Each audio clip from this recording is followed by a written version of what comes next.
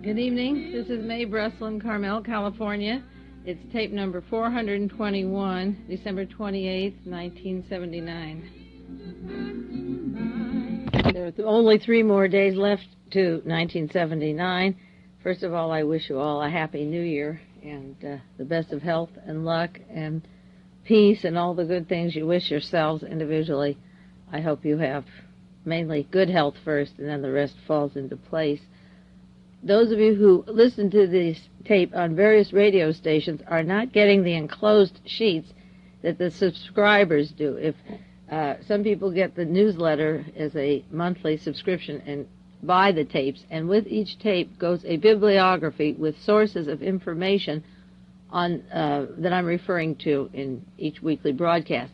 So if you write to me, Box 22511, Carmel, California, 93922, and send a self-addressed stamped envelope, and you can say, I heard you on the radio, and give the date or the tape number, the subject, because it plays at different times in different cities, and I don't know which broadcast you're referring to. If you just bring up the subject that you want with a self-addressed stamped envelope, I will mail you the bibliography or the source material for that particular week.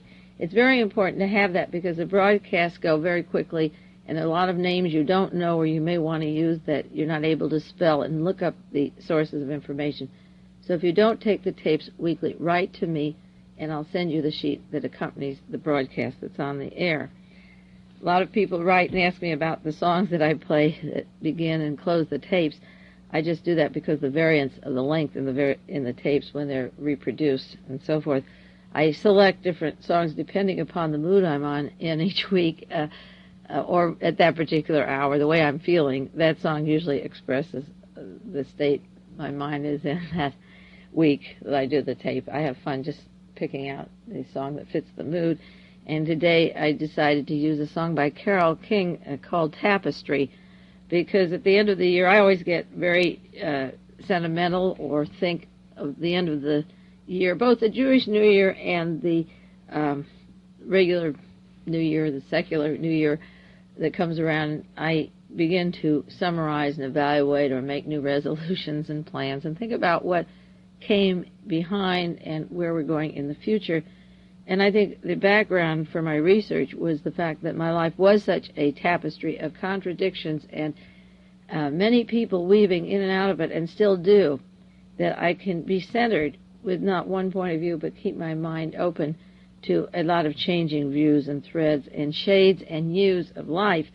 I was brought up in Beverly Hills, California, and went to Beverly High. I was among people that were well off in movie colony and artists and people that we would say were prosperous in those days and still are. And I also had the opportunity to travel and go to some very poor places around the world, Shanghai, Hong Kong, and India, Bombay, places where Mother Teresa works, that type of poverty on the streets in Alexandria, Egypt, and to see the very poorest in the world and the lepers and the way some of the world lives today. They were that way when I traveled as much younger, and they're still that way in some countries. I was brought up among certain lawyers, justices, judges, and that type of power structure, and then I got to know many criminals, so-called criminals. Some have committed crimes, some are locked up and didn't commit the crimes they've been charged with, and I correspond with many of them. I've been friendly with some that have come out and known the other side. I've visited the prisons and have been involved in prison work.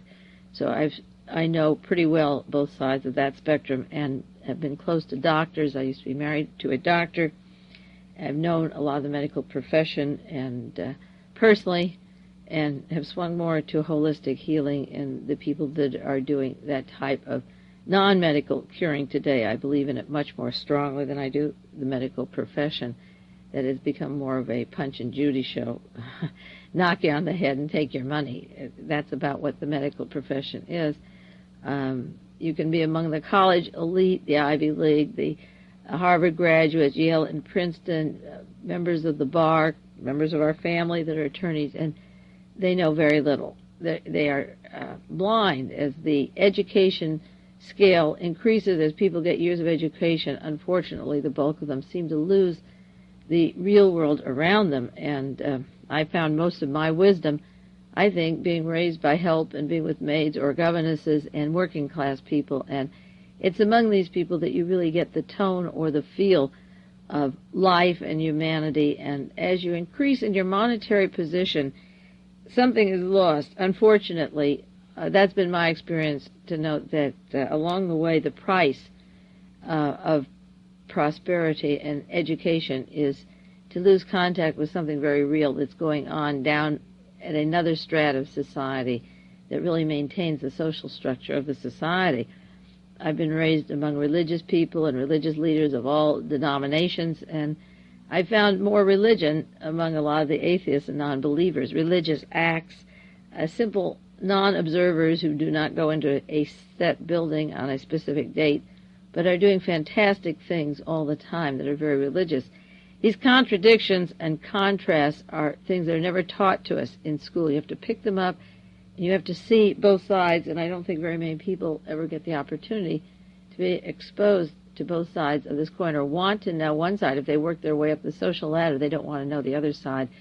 So I've been able to keep that balance and swing between the two worlds and come to my own conclusions.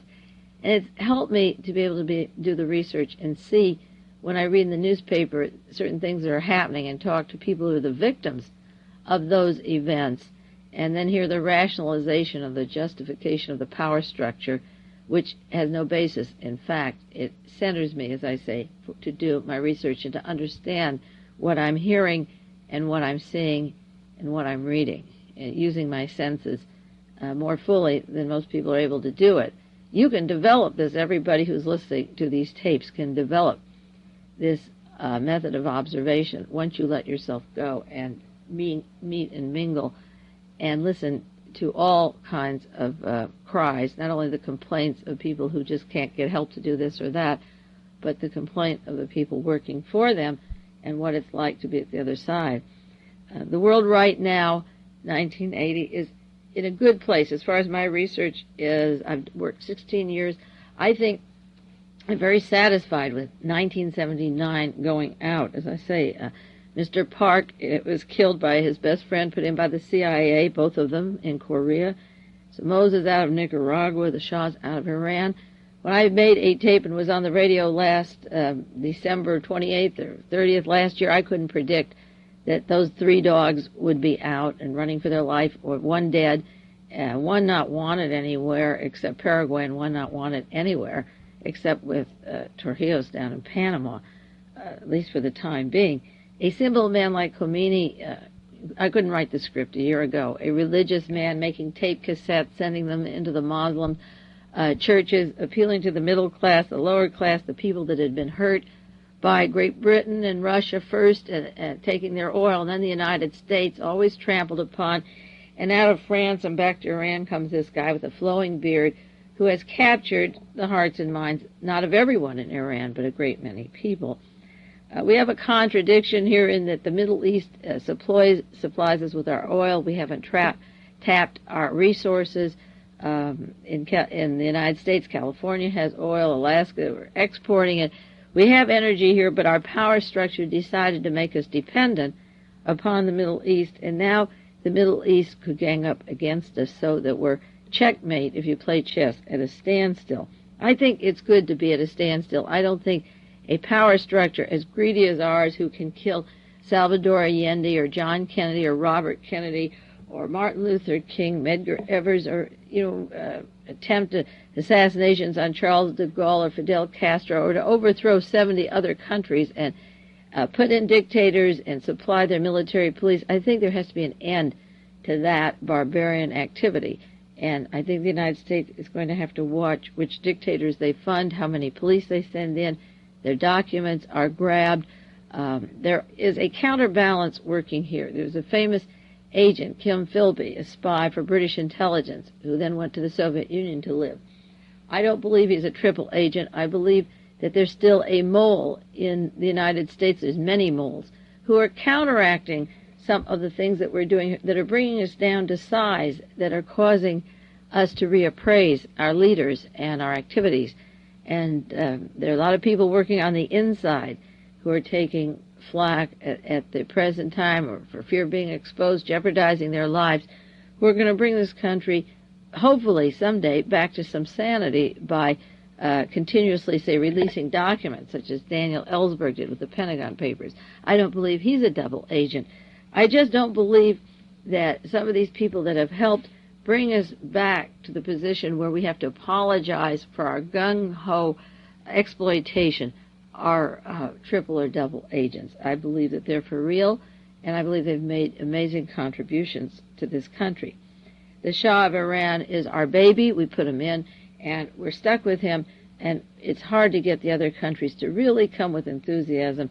We're threatening the Soviet Union now to back us up in the United Nations. We'll use every power trip we can, twisting arms and so forth. But 1979 ended up with the United States dangling in there hostages held for 60 days with really not any intelligent opinion of which way to move or how to move. And I think it's time that the National Security Agency, the Pentagon, the President of the United States be made to feel powerless. If we attack the Middle East, Russia can enter the war, our oil could be cut off.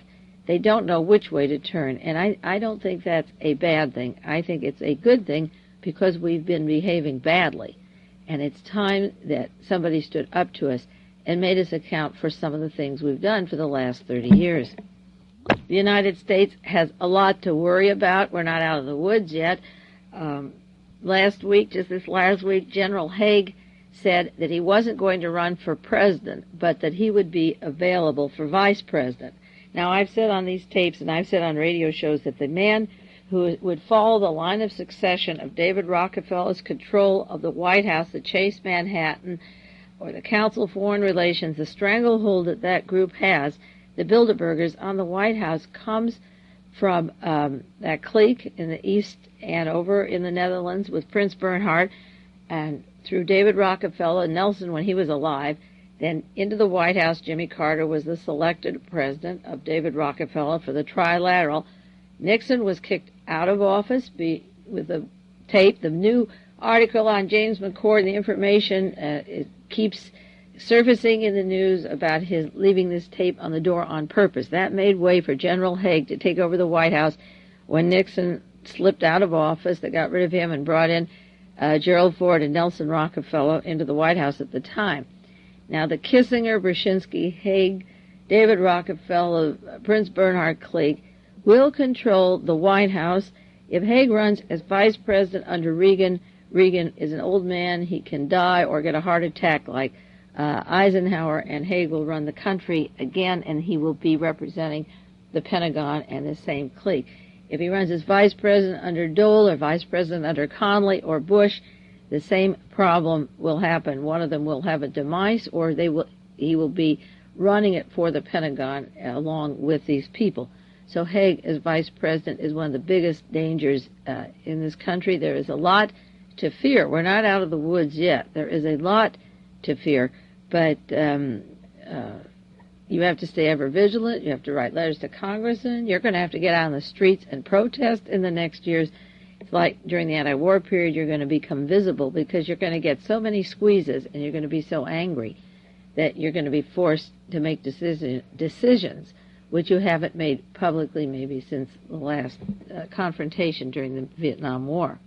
I received a letter from a man named Wilbur Eveland who heard me on KGO radio in San Francisco, the radio talk show, and I was talking about my views of Middle East confrontation. And this man wrote to me he had worked 30 years with the Central Intelligence Agency, and he has a book coming out in the spring called Ropes of Sand, America's Failure in the Middle East.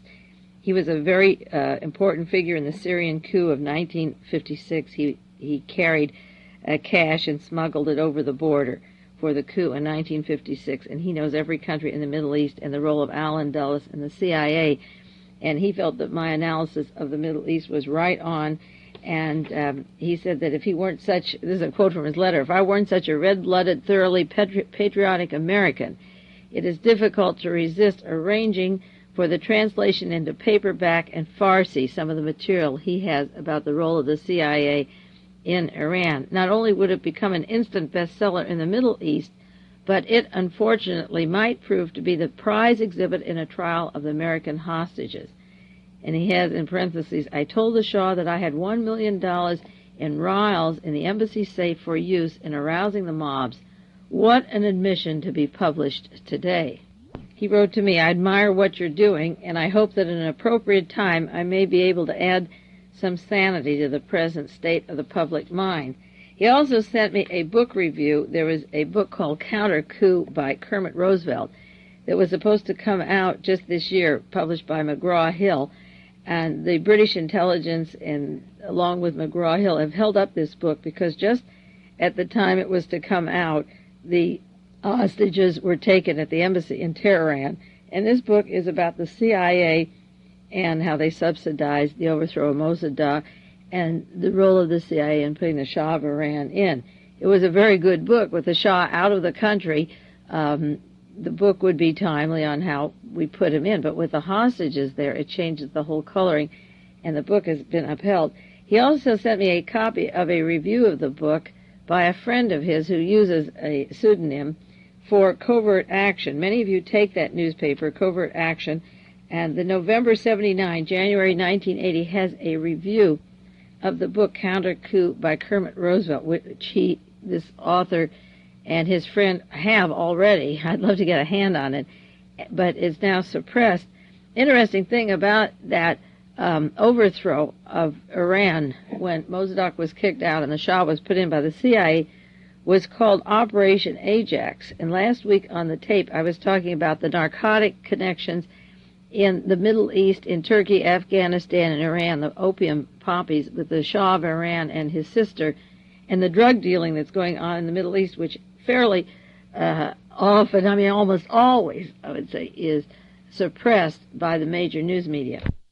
The operation to overthrow the Shah was called Operation Ajax. Many of you have, from me, the Ajax file that was printed by the Church of Scientology, the story of Interpol, the international police. I've done tapes on that with the Nazi connections of Interpol. And Interpol Ajax file is about the narcotic connections to Marseille and drugs from Southeast Asia, flowing into the United States from Southeast Asia.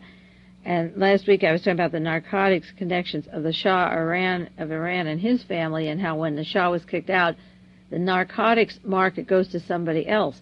But the Ajax file is about the Southeast Asian Marseille connection of drugs, and the Ajax operation for the CIA was to put the Shah in. So it not only has the same title, which is interesting, but that was at one time, I believe, the connections of the Southeast Asian Indian, stopping the opium in Iran while the Shah was in, and bringing in the drugs from Asia. But now that the Shah is out, the bulk of the drugs are coming in from Turkey, Afghanistan, and Iran.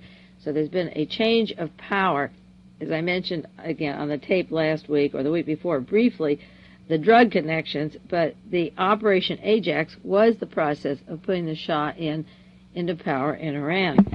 The book review about the Shah of Iran and the Operation Ajax goes into a U.S. Army Lieutenant Colonel Stephen Meade from the U.S. Air Force, Major Charles Mason, described in this book, who dealt with the Shah's twin sister, Princess Ashraf, who was described, along with her queen mother, as the woman who controlled her twin brother, that she actually saved her brother's kingdom and was very involved with her brother, the Shah of Iran. And of course it's this twin sister who's been mentioned in connection with the world narcotics traffic.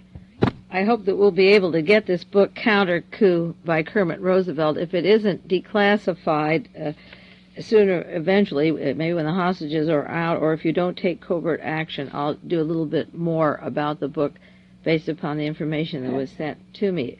It also refers to General Zahedi, who helped Kermit Roosevelt with the coup that put the Shah in, and how his son became the last ambassador to Washington, D.C. And, of course, that's the man that was bribing our congressmen and public officials to be favorable to the Shah of Iran, bribing them with narcotics and women so that the Shah always got all the arms and weapons that he needed. The New York Times, Monday, December 17th, had a wonderful article on the quick decision to send the Shah to Torrijos in Panama, and it's an article about Hamilton Jordan flying down there.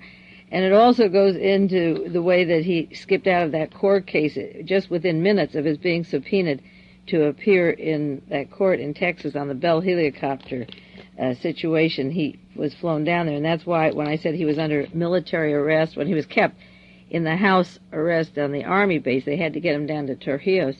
But Mr. Hamilton Jordan went down there with Mr. Cutler, the attorney for the President of the United States, Lloyd and Cutler, and they went down to Torrijos, and the article says that Jimmy Carter couldn't pick up the phone and say to Torrijos, will you take him, for fear that Torrijos would turn him down, and that would be the only consideration. There wasn't any other country who wanted the Shah and his family.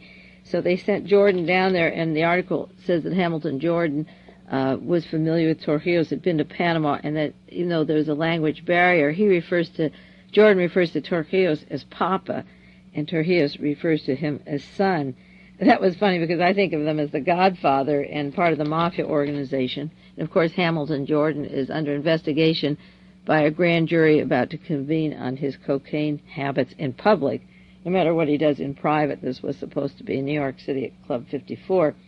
But anyway, Papa and son were together, and they talked about the Shah going down there, and they brought a letter back. And when they brought it to the Shah of Iran and said, you've been invited down there, he said, was that because the president pressured him or on his own? And Mr. Jordan said, oh, no, he did it on his own. Here's a letter. And he produced his letter, and the Shah says, well, that's the nicest thing I've ever heard. And they, with a hop, skip, and jump, they were on a plane. First, he sent an emissary down, David Rockefeller, Chase Manhattan representative, and others, to survey the territory. He had to have a place where there's instant communication, because his wife is on the telephone all over the world every day. They need good communication. And so they went down there and looked over the territory and said, that's fine. And then he left quickly. The New York Times said the Shah the lawyers prepared an affidavit designed to free the Shah from having to submit testimony on Saturday by deposition in a Fort Worth helicopter pilot's case for the man who worked in Iran 4 years ago under contract. So he left quickly on Friday, was to get the deposition on Saturday and morning, but he had flown out of town, and right now he's down in the arms of Torrijos. Of course, we know that that name came up many times in terms of investigating narcotics traffic going through Panama. That's the country where Jim Jones also has banked with maybe 1, 2, or more of his 14 or more millions of dollars down in Panama. And there were drug connections and traffic to Jonestown. But this article talks about Hamilton Jordan and Torrijos and the father-son, papa-son connection. And, of course, it's a wonderful place for the Shah to be. And at a time when the Muslims are fighting the Judeo-Christians, the Indochina drug connections can fight the Turkish opium poppy from Iran, the drug market. And at that level, we'll see a lot more coming out in the years to come.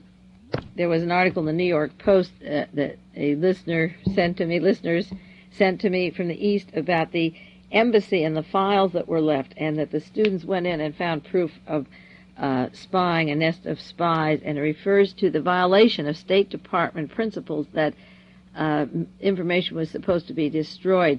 They said there were violations. 1, failure to destroy the contents of the ambassador's personal safe, which was left there. 2, maintaining unnecessary file copies of highly sensitive cable traffic and internal memorandum. 3, reference to intelligence and sensitive diplomatic contacts by their real names. 4, maintaining so-called soft files, notes, drafts of cables, and memoranda not included in the official records, and hence unknown to the officials responsible for destroying sensitive data. Another point, careless handling of sensitive cover information for intelligence operation under diplomatic cover in Tehran. The security lapses have ignited a continuing debate between the State Department and the CIA over the state's handling of cover arrangements for CIA officers. So, you see, there are moles, there are people working who are releasing information or letting it get in the hands of the enemy, and I believe that this is counterintelligence. I've said that there are 2 ways to rule the world, bullets and blackmail. And if you hold documents, one piece of paper, one name is as important as an atomic bomb or a weapon. It can cause the overthrow of a country, the fall of a country, just like a piece of Scotch tape from Minnesota mining or whoever made it, just put across a door sideways instead of up and down, can remove a president, a vice president, a secretary of commerce, the attorney general, the chief of staff of the White House. It can remove the top officials, disbar many attorneys, cause the death of a woman like Martha Mitchell, blow up a United Airlines plane crash with Dorothy Hunt where innocent people die in the middle of it, cause the death of many witnesses. One piece of paper going sideways, Scotch tape, put there twice instead of going up and down. In the instance of the Watergate, or a memo found at the embassy in Tehran, one piece of paper changes the whole shape of a country or the world. These are the balancing powers that I've referred to before, and as I say, I get philosophical at the end of the year, but these are the interesting phenomena of life, and we have to always know that we don't rely that somebody is going to catch the bad guys on time for us. We should sit back, have a good time, go to the ball games and movies, and stay stupid because somebody cares. But the fact remains that 90% of the population don't give a damn one way or other, or they do, it's lip service, or they're not educated to see it. They have the capability, but again, 90% of the people in the world are using 10% of their brains or energy. And the point is that out of the 90% that are indifferent, maybe 5% of the remaining are trying to control the world one way, and 5% are trying to counterbalance it. And there's this struggle of belief systems, of caring, of courage, freedom fighters, unknown heroes, unnamed people, doing certain things that bring the power structure down or pull the stop on certain events that seem out of control. They don't always save us. Nobody saved us from World War I or World War II. Nobody saved Nagasaki or Hiroshima. Nobody ever stopped Dr. Mengele's in the last 30 years if he's doing gene mutations. Nobody stops the torture down at Colonia Dignidad in Chile, where they may still be barbecuing people, for all we know. According to Jack Anderson, they still are, these Nazi criminals. But there are few people ever vigilant working on these things, and this question of the embassy being left caught wide open with all of its documents had to be that somebody didn't like what we were doing there and left all of that for the students to take a hold of, because if they really wanted to protect the United States, they would have destroyed as much as they could before the others got in. Remember at Watergate that as soon as the men were arrested there, people flew in from California to Washington, and Sally Harmony and secretaries there began shredding the desks, the files, the notebooks, the evidence. They took papers of E. Howard Hunt's out of the White House and safe and destroyed them. The head of the FBI, L. Patrick Gray, graduate of Annapolis, assisted in the de-sixing and destruction of evidence. The people that cover their tracks destroyed in the embassy in Tehran. A lot of this was left available that allows the trial of the hostages to take place. These are very interesting times of contrast. I've dwelled a lot on it because it is the end of the year, but there are these balancing forces, and I like to see them work. I also like to help give it a push. That's why I do the research. Push the good guys to the brink to be more courageous if I can. That's what I like to do, and I feel good doing it.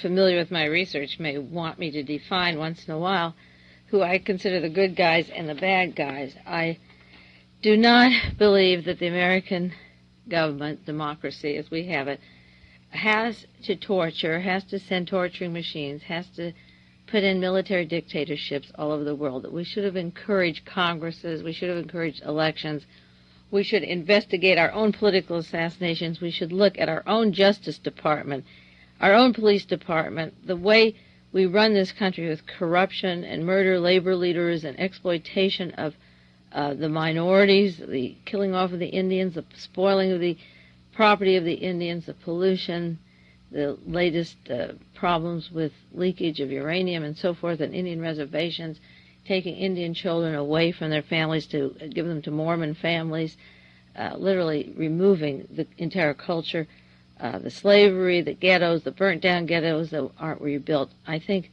there is much to do. We're not directing our attention to anything but warfare and weapons, military fascism around the world. We funded Hitler as a bulwark against communism. We're so afraid of communism that we have become a fascist country. I believe there's much fascism. Minutemen arming, Ku Klux Klan, the Nazis all over the United States, all over the world. And I'm not proud of what our country has done. And what I call the good guys are the people that are trying to fight it and expose it and get reasonable choices before we have a revolution everywhere and confrontation and bloody masses of immigrants roving all over the world and in poverty and orphans and diseases. I think that we should get a handle on our brains and intelligence and our technology and use it and quit abusing people and their lives and their families and polluting this world and hurting people. This country has the know-how, and it should wake up and use it. And my definition of a bad guy is anybody who doesn't, and a good guy is anybody that makes a social change that's for the better and stops the United States from raping and polluting the way it does all over the world and killing at home and killing abroad. The House Select Committee on Assassinations last 2 years spent $6 million investigating the assassination of John Kennedy and Reverend Martin Luther King. They did a terrible job the second time around. The first time was a total failure. This time they took $6 million and made many errors. There was an article in the Washington Post this week that even the Justice Department chided the House Select Committee on Assassinations and G. Robert Blakey for the way they abused their processes, and they referred to the case of John Ray. That was the brother of the alleged assassin, James Earl Ray, who's been charged with killing Martin Luther King. And they said that the House Select Committee, through declassified documents of the Freedom of Information Act, suggested that they charge John Ray with perjury in order to get James Earl Ray to testify before the committee of what he knew about the assassination of Martin Luther King. They didn't really have evidence that he committed perjury, but on May 24th of last year, G. Robert Blakey suggested that they charge him with something that they knew he didn't do in order to get his brother, that they get an indictment against John Ray in order to pressure the brother, James Earl Ray, to cooperate with them. And there's been an opinion by Assistant Attorney General Philip B. Heyman there written that this was an abuse of the process. He said, "It is one thing to use the criminal law to pressure an individual into cooperating with the government, but it is another thing to use criminal law against someone to pressure another individual." And they felt that John Ray got an unfair shake from the committee, and that the documents released now show that they tried to charge him with something that they couldn't prove in order to get his brother to say something that he might possibly know. That's just one example of the committee's abuse of power. G. Robert Blakey wasn't available for an interview after this. He's too busy teaching law school at Cornell University, if you can believe that. He works for the Institute on Organized Crime in Cornell. But that's the way that G. Robert Blakey worked. Instead of looking for information or leads of James Earl Ray down in Marietta, Georgia, with the assassination of John Kennedy and Robert Kennedy having to do with the organized crime, gun-running Middle East connections that I mentioned before, instead of going into that, they tried to center on to the brother James Earl Ray in Missouri instead of going to Georgia, where the assassination links really connected. That's the way G. Robert Blakey protected organized crime, by allowing the committee to ignore hard evidence, even though they had interviewed people that had information of these Middle Eastern narcotic gun-running connections to the assassination. He interviewed Mr. Watson and other people and had this information, but would rather pressure John Ray, who's a poor, semi-ignorant man, and the brother James Earl Ray, and charge him on a false charge to make his brother talk, than to go for the real criminals down in Georgia and the Georgia connections. There was an article last week in the newspaper. Reputed mobster Mo Dalitz, an alleged mobster, had put up $1,000 towards the presidential campaign of John Connally. John Connally announced then afterwards that he would return the $1,000. He didn't know it came from Mo Dalitz. John Connally, according to recent newspaper articles, has raised about $8 million from private resources to run for president of the United States, so he doesn't need that $1,000 of Mo Dalitz. In the unpublished document, the Torbit manuscript, which many researchers have, and if you don't have, you can buy it if you're interested in it, it's a breakdown of the people involved in the assassination of John Kennedy, Robert Kennedy, and even Martin Luther King. They have the names of the top officials involved in the assassination. Of course, under organized crime gang, Mo Dalitz of Las Vegas is mentioned. Now, Mo Dalitz was the partner, the man who housed Robert Mayhew. Mayhew lived with Dalitz for a while. They were very close. At the time they were close, Mayhew was under full salary to Howard Hughes, and when Hughes' operation moved into Vegas, those controversial years, 1966 to 1970, when no Howard Hughes was visible, but the Summa Corporation money was going to Robert Mayhew. And Robert Mayhew worked for the CIA counterintelligence and for the FBI. He worked with the FBI with Guy Bannister in Chicago before Bannister moved to New Orleans and shared a business address with Lee Harvey Oswald. Mayhew hired members of organized crime to set up assassination teams starting in May of 1960. Mayhew and Dalitz were very close. Mayhew has worked, as I say, with the FBI and the CIA, and the link of Mo Dalitz possibly putting money into John Connally's campaign is interesting. I know that the campaign of Ronald Reagan, the opponent to John Connally, is run by Paul LaSalle of Nevada, and he's the campaign manager for Reagan. LaSalle was very heavily tied in with the Summa Corporation and the Hughes people, and the element there that has unlimited money through the Defense Industry Security Command, also linked to John Connally.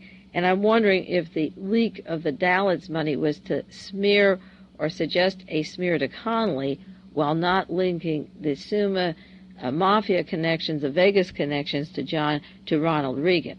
In other words, Reagan is running against Connally. Both of them have connections to this whole can of worms of the CIA, the Defense Industry Security Command, to the Tyrol Bay domicile of the Nazis and the intelligence network. But the Dalitz connection, making the Associated United Press story to Connally, suggests that he may be funded by organized crime, but we don't see Ronald Reagan's name with a smear or a hint that Dalitz or any of that gang would put money into Reagan. And yet Reagan was governor of California when Dalitz and that gang were building La Costa down in California, and organized crime members are very evident and viewed in California as all over the world, but there's a nest of them down here in Southern California. So I think the story of Dalitz giving him $1,000 and then Connally turning it back is linked by association to kind of smear John Connally and still keep Ronald Reagan cling of the association, whereas the Dalitz used Summa Corporation was very, very thick, and that never comes out in describing the background of who's behind Ronald Reagan or the kind of money that is making him run for president of the United States. I don't remember if I mentioned this on the tape last week or not about the Soviet Union complaining that Mr. Reston from the New York Times had gone there and abused the interview to step up propaganda against the Soviet Union in regards to the Cambodian refugees. And the Soviet Union complained that the United States was blaming North Vietnam and the Soviets for the refugee problem and that they weren't at fault and that this was propaganda as continuing Cold War against the Soviet Union. Well, with that in mind and the articles from TASS that came out, there was an article it was December the 19th, UPI, Soviets and Vietnam holding up Cambodian aid, which was what the TASS newspaper was complaining about. And it said the Citizens Relief Committee told Congress Tuesday there is evidence the Vietnamese government and the Soviet Union were deliberately holding up food and medical aid to the Cambodians. And the person they credited for this was chairman of the Citizens Commission, Leo Cherne, from the Indo-Chinese Refugee Committee. I don't remember if I mentioned that last week or not. I had this on my desk to call attention because Leo Cherne was the gentleman whose name came up in terms of the little green book that held the names of the CIA agents that were involved in the kidnapping of Patty Hearst. And he also had information about Judge Carter, who fell dead just before he was to hear the trial of Patty Hearst in California. Leo Cherne has worked with the International Rescue Committee from the early days, a long time with the State Department, and he sent in Spaz Rakin from the CIA to meet Lee and Marina Oswald in the harbor in New York when they arrived in June of '62 from the United States. When Gerald Ford was president, he had the Rockefeller Committee appointed to investigate the CIA illegal activity in the United States, and Leo Cherne was on the committee with Nelson Rockefeller. It was a question of the foxes guarding the chicken house.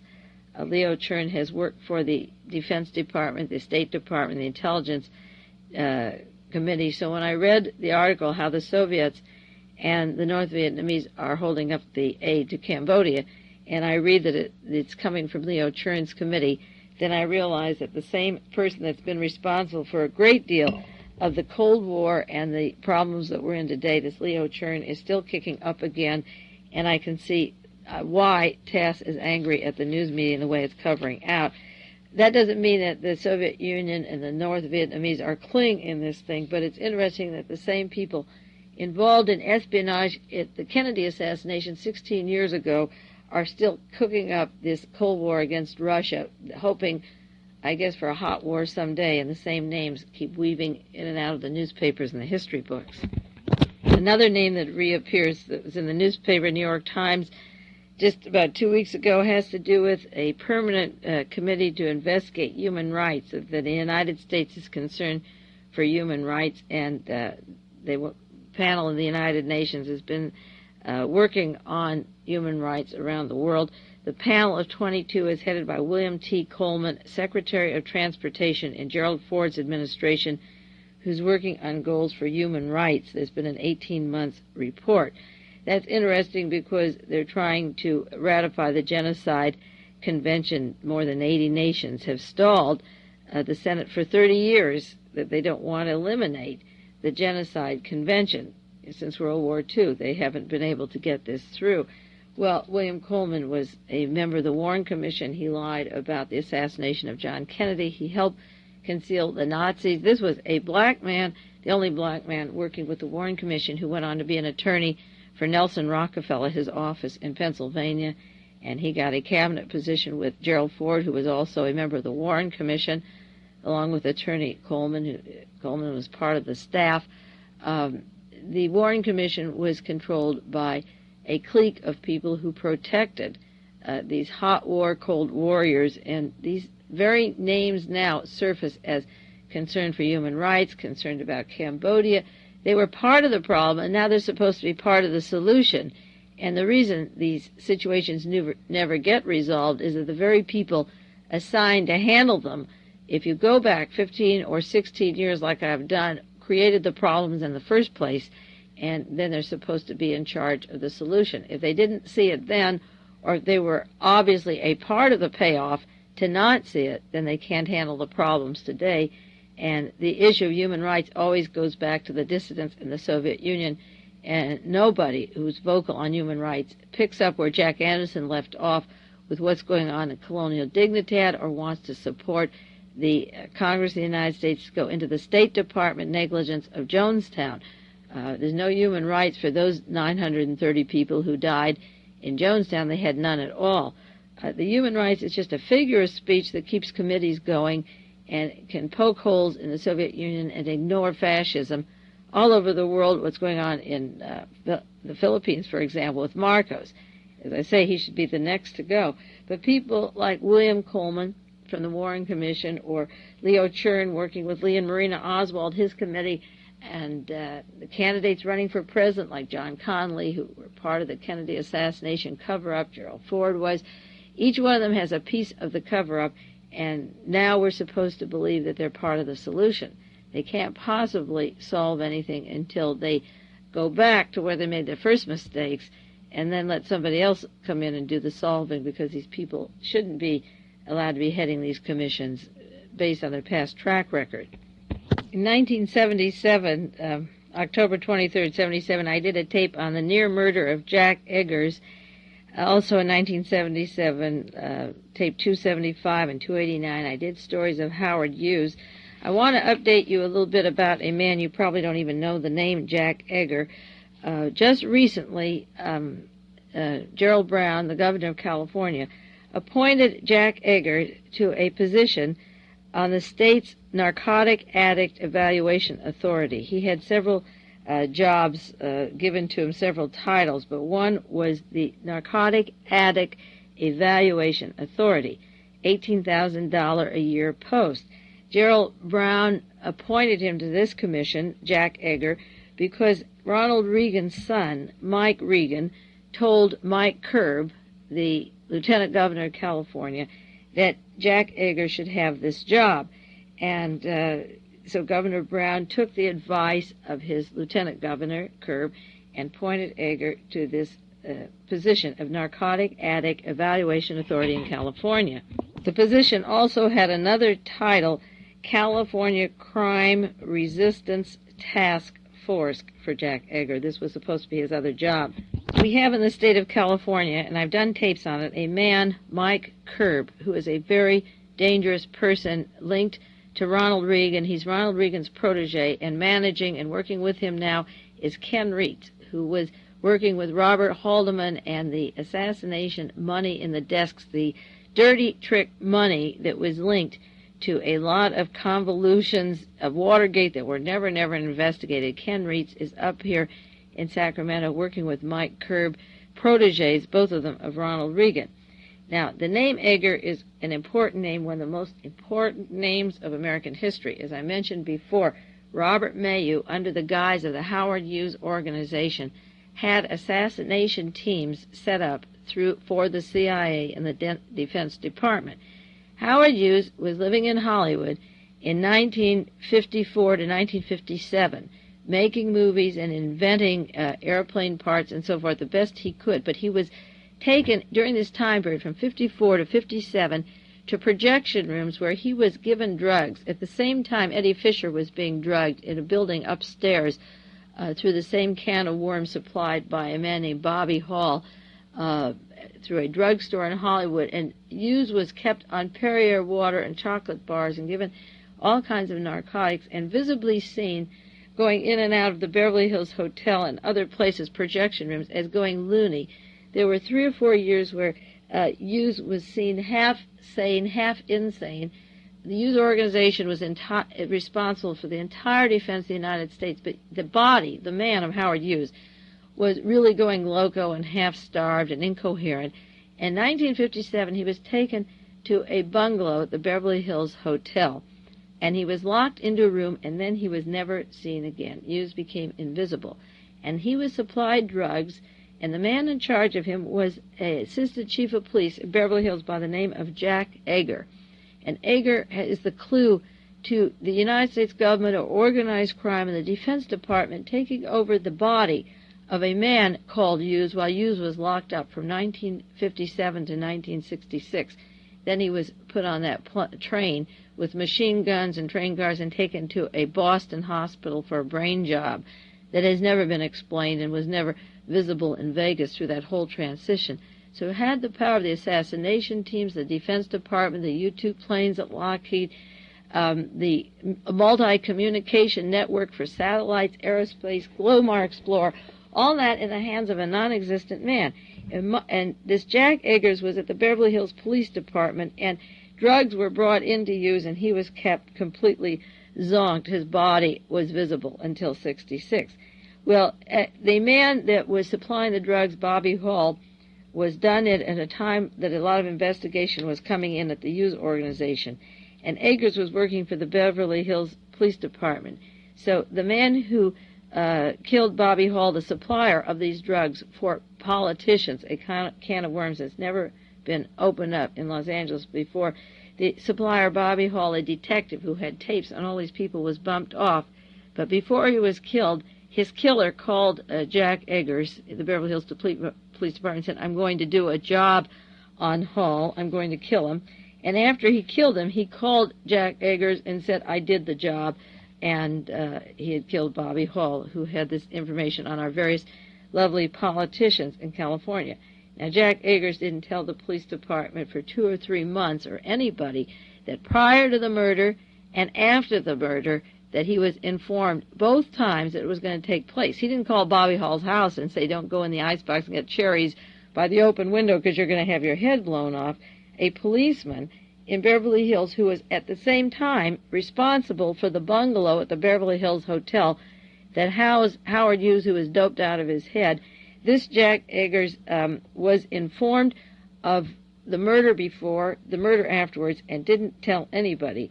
And he's laid low. I did a tape where he went out to his house and was almost murdered. He was almost wiped out a little while ago. His links to the California espionage system, the assassination teams, organized crimes, and drugs are tremendous. But now Ronald Reagan's son, and this all has to go back to Ronald Reagan and Paul Lazalt and the Hughes organization. Ronald Reagan's son told Mike Curb to give a man a job in California with the State Narcotic Addict Evaluation Authority when he was in the midst of all the drug dealers and narcotics people in Beverly Hills. Remember when the Pentagon Papers broke and Dr. Lewis Fielding was the psychiatrist of Daniel Ellsberg, and that was in Beverly Hills, and E. Howard Hunt and G. Gordon Liddy were out in Beverly Hills at the Hilton Hotel with Gonzalez and Bernard Barker and those guys breaking into the psychiatrist's office. They had a thick connection, the Central Intelligence Agency, to Jack Eggars, Howard Hughes. In fact, Hunt and Liddy were working for Howard Hughes' organization at the time of all the Watergate operations. I'll have to do a tape for you on the Hughes connections to Hunt and Liddy and Bernard Barker and the whole gang. They're working for the Howard Hughes organization. And the point is that as soon as Hunt and Liddy names came up in connection to Watergate and McCord and the other men were arrested, E. Howard Hunt was missing for a while, and he had flown out to Beverly Hills to stay at a friend's house. His links to Jack Eggars, the internal network of our COINTEL program, our fascist network that Louis Tackwood, the agent provocateur from LAPD, wrote about in the Glass House tapes and tried to expose. There is a can of worms of the presidential candidates such as Ronald Reagan and this California network of Curb and Ken Reed's. Watergate was completely covered up and everybody went to jail for perjury or for covering up evidence. But what they were covering never came out. And because we didn't solve Watergate, we're left with these people. Well, after Eggars was appointed to this job by Brown, it did come out of his links with the Bobby Hall murder, and they took away his job. The appointment has been rescinded. But the main point is that Ronald Reagan's son goes to the lieutenant governor, who gets Jack Eggars a appointment with the California Justice Department, with the California Crime Resistance Task Force, with the Narcotic Bureau, when he's a part and parcel of the whole operation. That's why we can't solve our problems in this country, because we don't take one situation and carry it to its legal finality and expose these people. Eggars claims that he was quiet about the Bobby Hall murder because his son was threatened, but he was never put against the wall on the drugging of Howard Hughes and the civil rights or the human rights of what happened to Hughes, how he became a vegetable and was buried and dumped, and his name kept for years for the corporation to gain profit and power.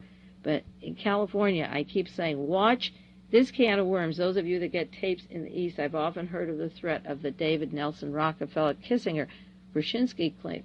But at this end, we have the counterparts. These are the movers, because the power structure may be in one place, but it's the organized crime drug connections that do the gunning and the shifting in order to keep certain people running our warfare system and our narcotics traffic. So that the Eggars appointment has been rescinded, but the name Jack Eggars, Ken Reitz, Mike Curb, and Reagan's son, who was instrumental in this, should be watched. These people should always be watched because they're very much part of the way the power structure moves, and if one appointment is turned down, he'll slip into another unless it's resolved on exactly the power that Eggars had or his possible connections with E. Howard Hunt and the Watergate team, the CIA, and the COINTEL programs. There's another interesting case of counterintelligence out here in California. It has to do with the murder of a black man, Popeye Jackson. He formed the United Prisoners Union within the prison system, and I knew Popeye. I've mentioned on this on tapes before. I was at his home 2 weeks before he was murdered, and I told him he wasn't in safe hands. He was gunned down on the street with a woman. He was sitting in a car at night, and just a real, like a mafia hit, he was gunned down. Popeye was an organizer, a black man, an intelligent man, who was framed by the FBI and by our COINTEL California system here. Well, just a few weeks ago, a former FBI informant asked for $200,000 to relocate him because he was instrumental in setting up the murder of Popeye Jackson. An FBI informant is pleading for financial help, and he's asked Senator Cranston and other officials in California to compensate him. And his name, he has an attorney, Daniel J. Sullivan, who's representing this particular man who claims that he had the weapon that killed Popeye Jackson, that he set up a group in California called the Tribal Thumb. Remember Sarah Jane Moore, the woman that allegedly tried to kill Gerald Ford? She also set up Popeye Jackson as an informant for the FBI. She was working under the cover of Randolph Hearst and setting him up by telling the Tribal Thumb that Popeye was an informant. Sarah Jane Moore worked with giving information to the Tribal Thumb. The Tribal Thumb went to this particular man and got their weapons from him, and then they returned to him the weapon that they used. They called it a slightly dirty or a very dirty gun. If it was very dirty, it murdered.